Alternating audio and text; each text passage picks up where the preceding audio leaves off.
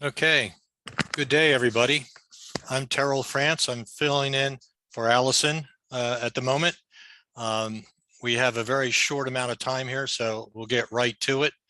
I'd like to introduce Ludovic Perret. He is, let's get my notes here, forgive me. He's the co-founder and CEO of CryptoNext, and he's been working for more than 10 years in the area of post-quantum cryptography. He's a co-author of several submissions to the current post-quantum standardization process at NIST. He's the co-chair of the Quantum Safe Security Working Group of the Cloud Security Alliance. He's a member of the Quantum Safe TC Cyber Working Group of the European Standards Institute, ETSI, and an invited expert at SG17 at ITU. First of all, before I turn it over to Ludovic, recall this is being recorded, but Ludovic, how do you want to take questions? Do you want to wait till the end, or can you take them anytime? Oh, I think it's better if, we take any time. So for me, it's fine. Okay, well, the microphones, I believe, are open at your leisure. So let me turn it over to you then. Thank you. Okay, thank you very much, Terrell. So today I'm going to speak about post-quantum cryptography, so the challenge associated, and so some possible action. And I will illustrate that with a few things that we are doing at CryptoNext Security. But let me quickly give you the context. So usually it's the time of our group meeting at the Global Quantum Project at ATARC. So I'm pleased to speak today. And for those which are not usually here, I invite you to come from time to time. So we have a wonderful team with Cyril, Alison, and Lily, and we have a good discussion around the topic that I'm going to address, at least partially, because I'm going to speak about the impact of the quantum computer to security and what we can do for that. So the main topic that I'm going to address is public key cryptography. So there is two basic functionalities associated to public key cryptography: signature and key exchange. And with these two functionalities, you can do an infinite number of applications. So that is, you can do secure web browsing, you can do e-signature, so you can secure online conferences such that as we have today. So there is online payment and so on and so forth, VPN. So cryptography is really, public key cryptography is really the cornerstone of security, is the core of security. And so quickly, the issue is that all currently deployed public key crypto system can be broken by a quantum computer. So when we say can be broken by a quantum computer, it means that if you have in the classical setting, so it is globally known that if you choose correctly the parameters, it will take you centuries before breaking the schemes that are used today. And if you have a quantum computer, then it will take only a few minutes. And so, as I mentioned before, so public key cryptography is almost everywhere. So this has a huge impact. So in some sense, hopefully, quantum computers are here. So it's a reality, but they are not powerful enough to do what I said before, well, right now. So it means that the number of qubits which are required to attack actually public key crypto system deployed in practice is still too high. So you can wonder why we are speaking today, because, well, more or less, we believe that we have between 5 and 10 years because a big enough quantum computer is there. So one of the issues is that the problem is actually right now, because we have data which need to be secure for 10, 15 years. There is also large IoT objects that are on the battlefield or on the field for many years, and which are not easy to deploy. So in fact, it's kind of a time bomb. So it's something that will arrive at some point, and we have to deal with the issue right now.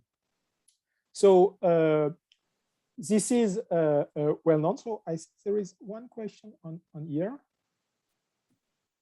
So one question is, does quantum computer mean that there will be no longer random numbers? Well, actually not. So in fact, you can use the phenomena of quantum to generate good randomness, but still the assumption used to generate good randomness are different from the one that can be actually attacked by quantum computer. So yes, you will still have the ability to generate securely good enough random numbers. So this issue that I mentioned is quite well known. So especially in the US, which is a leader in this area. So I mentioned here some banks in the UK. So you have also several large financial institutions in the US which are doing that. So, but I just wanted to give you here the perspective a bit outside the US to give you a flavor of what is happening also in Europe, and in particular in France, which is kind of similar everywhere. So you have this concern is taken very seriously at the highest level. And so you have various quantum plans which have two parts, developing quantum computing capacity, and also deploying methods to make communication secure in the quantum world. And in this discussion, so you have always national security agencies which are warning since already several years public and private sectors to start taking into account this threat, because of course it's not right now, but for data with long life cycle, the issue is here. And so one method to counter this quantum threat is known as PostQuantum cryptography. So the issue with quantum computers and public key cryptography is that the underlying hard problem used today are coming from number theory. They are kind of similar. It's factoring or computing discrete logarithm. And these problems are going to be easily solved by a quantum computer. So one operational answer to counter the threat is to consider different types of hard problems, which are going to be harder than the ones that we have today and secure against the quantum computer. So there is several hard problems that are considered no. So they are known as hash-based, lattice-based, code-based. So it's different mathematical assumption. So, well, the main difference is that instead of having, let's say, a large number as a public key, you will have matrices as a public key. So one example, or a system of nonlinear equation. And so this question is currently investigated and is going to be solved by NIST, which started a standardization process for post-quantum crypto system for the two functionalities that I mentioned before, signature and key exchange. So the process started now about 6 years, almost 6 years ago. So and we are today coming to the end of this process. So we will have new standards that are going to be defined by the end of the year. And so typically the goal is to select these new types of hard problems that are going to be used. So I participate with my colleague to this competition. And so we have an algorithm in the final stage. And so something that was mentioned a few years ago, so I don't know if it's still the case, maybe not. So if you have so it was mentioned by NIST that well, there is a timeline for US administration to move, which was, I think at this time, was said 4 years ago, which was pretty aggressive.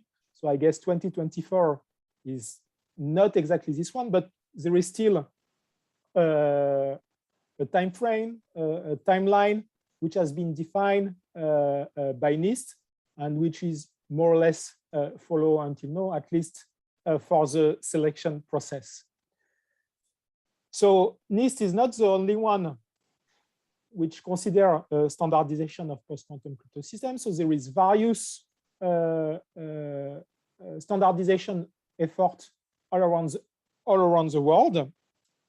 So the standardization effort is not only on the mathematical problem used. So this is mostly something which has been addressed by NIST. So the other standardization are considering the introduction of this new crypto system into classical security protocols.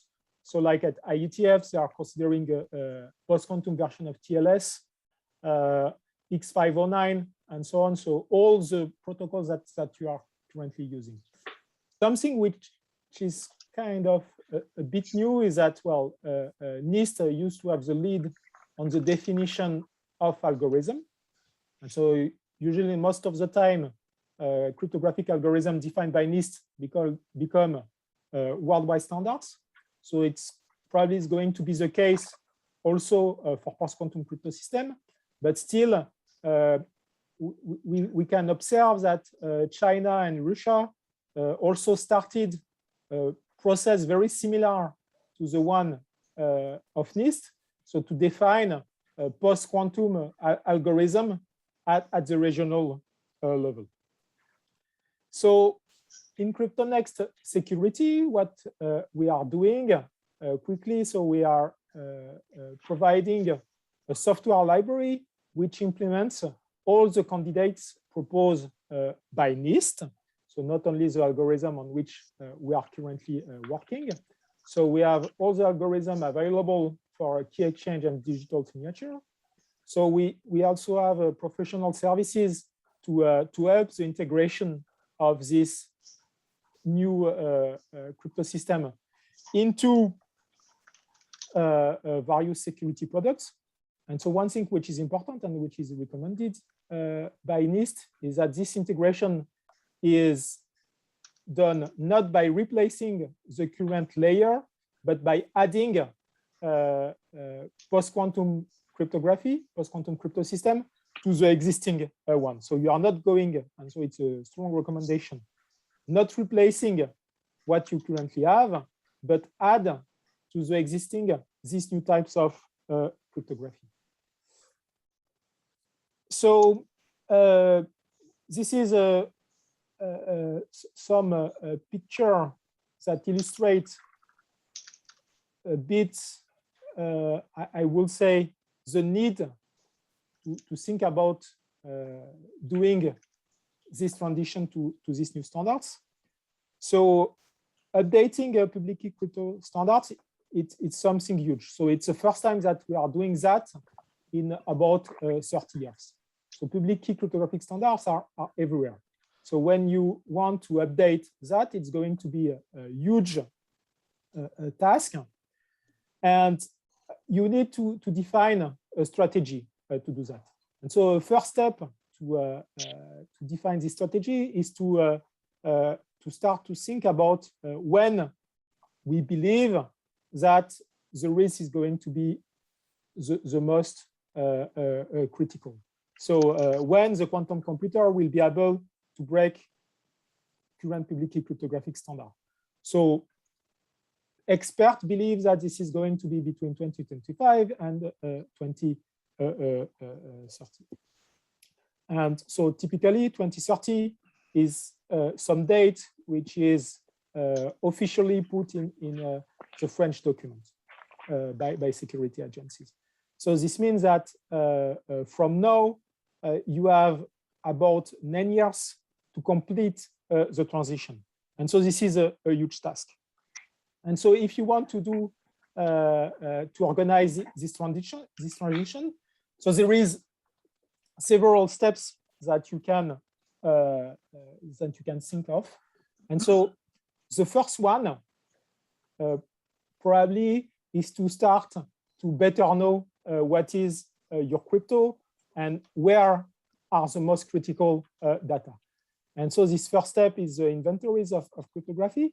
And so there is a new project also led by NIST, and which is at the National Cybersecurity Center of Excellence. This is something that is going to start in several months, whose goal is actually to propose automatic tools to detect cryptography. So it's something that also NIST is going to take care.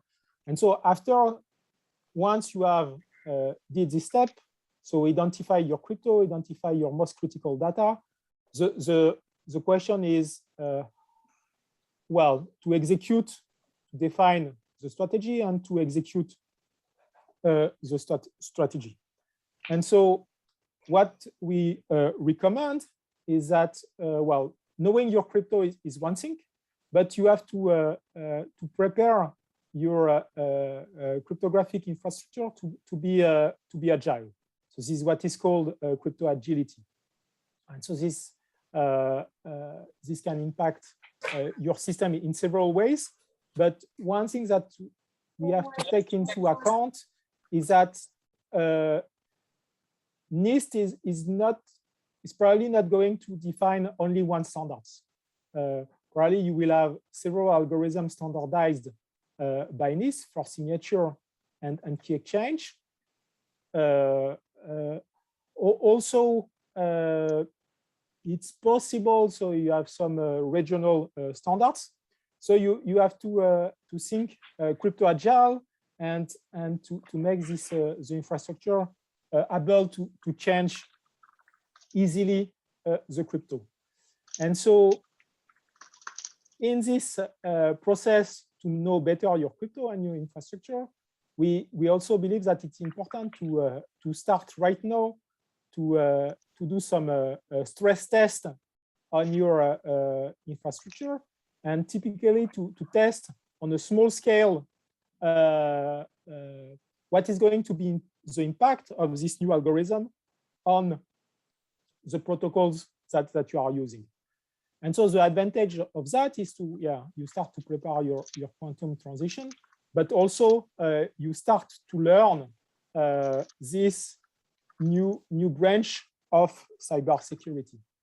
And so here, I wanted just to show you which type of example that we did for pilots, typically in the defense and financial sectors. So one example is with NATO. And so the goal was to update a messaging application to make the messaging application post-quantum. So we work with NATO and also in partnership with a company in Switzerland, IDQ, to integrate into a messaging application our library, and the final result is an application which is quantum safe. And so there is still test at NATO on that, but so far they were quite happy of the result, because in this case it shows that the usability and the performances was good enough. And so another example is in the financial sector and in signature. And so here we have 2 steps. I wanted to show you 2 points. So the first one is that, well, usually in secure infrastructure, you will need to have a hardware security module to store your key. And so we have one version of the CryptoNext library, which is already available in the Thales Luna HSM. So we have a partnership. So right now you can get this quantum extension of the quantum safe of our quantum safe library on the Thales Luna. Is just a software update.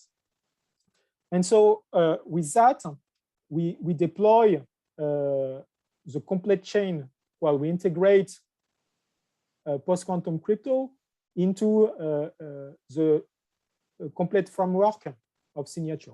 So here, the goal was to add a timestamp on a financial document.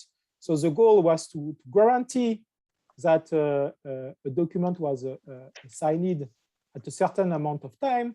So we work with a leader in the area of digital signature. So we integrate, we use the HSM Thales inside the customer infrastructure. And so this is something which is ongoing, and also it works pretty well. So as today, at least on this example, there is no practical obstacle to integrate post-quantum cryptography. And so, yes, so I'm coming to my conclusion. So, well, we have also integration of the application into various open source protocols. So we have a TLS version of the library. So it's also integrated on PQI software and various other things. So this concludes my talk. So I wanted to show you, well, to give you some context and to show you a little bit what we are doing with CryptoNext and some example of deployments of post-quantum cryptography. Thank you, Ludovic, very much. I've got a list of questions, but we're really focused on time here. So let's turn it over to anyone in the audience to get their questions out first. Go ahead and speak up. Do you want us to raise hands or just go for it? Just go ahead, go for it, Sandy. Oh, all right. Well, so I'd like to bring it around to two things that, you know, following what DHS in the SVIP has done for using blockchains and digital signatures and tracking between the Canadian government or government of Canada and the US. Have you been working with them at NIST? If not, I highly recommend that, because I like to know, you know, how you see quantum affecting what's locked into that metadata in the blockchains or in the hash graphs. Over. So, so there is an impact. So I'm not working with this on that topic, but regarding the impact on blockchain, so there is an impact on blockchain. So there is two cryptographic applications which are involved in blockchain. So one is well, the proof of work, when you want to put data in the blockchain. And so the second one is signature, when you want to authorize and to authentify a transaction. And so this part is not secure against a quantum computer. So blockchain are heavily impacted by quantum computer. So we did some work. Well, in particular, we worked with the Ethereum Foundation on see how we can upgrade blockchain, well, their blockchain into a quantum safe one. And in particular, the question is how to modify the signature used.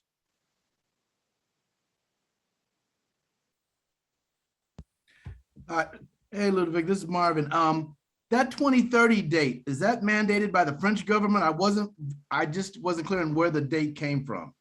So the date came from a talk from a NIST representative in a conference in London. So it's something which is coming from NIST. But I think the date is no longer correct. But I wanted to put it here to see some reaction.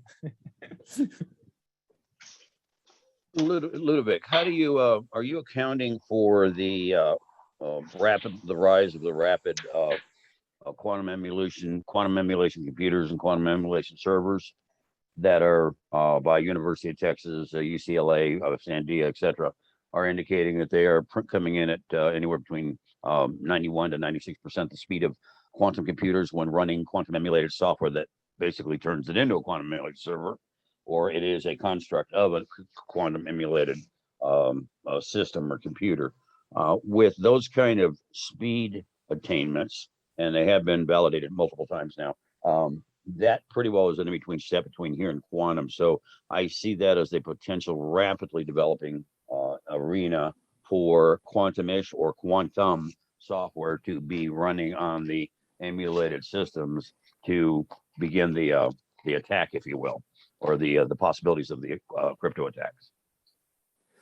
So I'm not completely sure to get the question, because so what do you mean by quantum emulator? So it's something which emulates a quantum computer, or it's something Yes, different? yeah, because there's been raving arguments in the market between the number of qubits, whether qubits been attained, stability of a whole bunch of different functionality sets within quantum hardware development, and at the same time, suddenly a group kind of broke off with the Collegiate Institute, starting with the University of Texas, and it was all their quantum departments and facilities, and it was followed with Harvard and I believe Yale, UCLA, and then Sandia Labs jumped into it, and they are heavily and rapidly pursuing a path of developing fully functioning quantum emulation computers. And one of the results that they've multiply published is that they've attained in the 90s% range of quantum speed with a emulated quantum computer. So my question is, with that evolution, unexpected evolution, or revolution, whatever you want to call it, is that being factored into the when we think we're going to be attacked by quantum crypto computers? Well, so I think so. The quantum emulation allow to validate what quantum computers are going to be done. Yes, they And so, basically yes, run run the same way. They're just, it's a different design philosophy and approach, if you will. And so indeed, I impressed by the speed up, but still I believe that because this is a emulation, so you are still emulating on a classical quantum computer. So this is not going to allow you to actually attack a scheme, because you are going to be limited by the power of the classical computer. But maybe this will help you to find new algorithm. I think it's kind of like a pseudo random number generator versus a truly random number in this case, but that's an interesting thing to be aware of. It could really speed up, quantum breaking encryption through the emulators. Yeah, because if you can kind of step forward a little bit just in your mind, if you will. Yeah. And if I pretend I built a quantum emulated computer and I'm attaining mid 90% speed and the interesting thing of the results with the ongoing, we'll just call it the University of Texas group, is that when they ran both quantum emulated algorithms on it, and when they ran what I thought I read was a real quantum algorithm on it, on the emulated system, both of them attained quantum results. So that's the interesting outcome of that.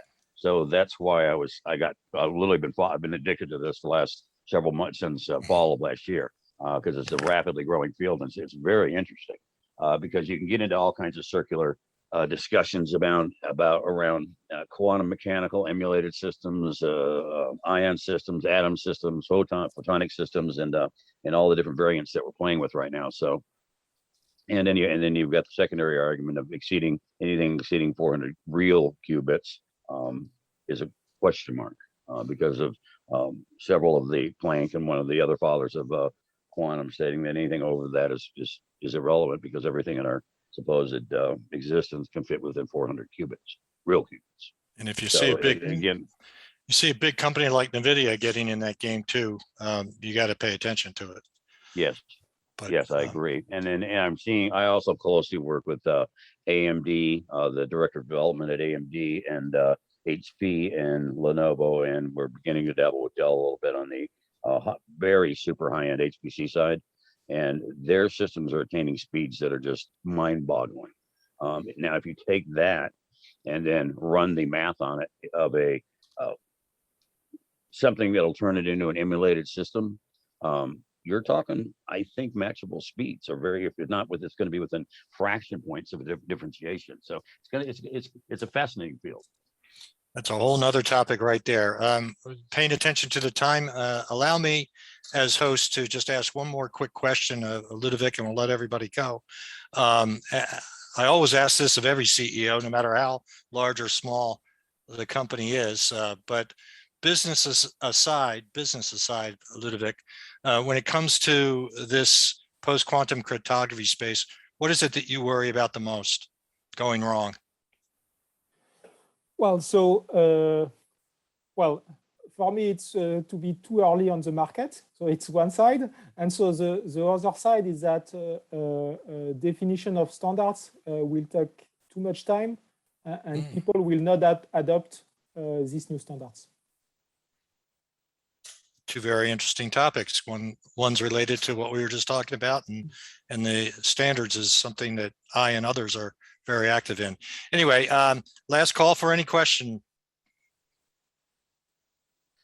Okay, well, Ludovic, thank you very much for your presentation today and keeping it really sharp and to the point. I'd like to thank everybody dialed in here today for visiting us at the ATARC working group meeting. Good to see all of you, and let's just call it a wrap here. And Kirsten, thank you very much for organizing all the administrative aspects. I appreciate it very much. Everybody have a great day. Thank you. Bye-bye, everybody. Thank you, Terrell. Thank you. Bye-bye. Bye.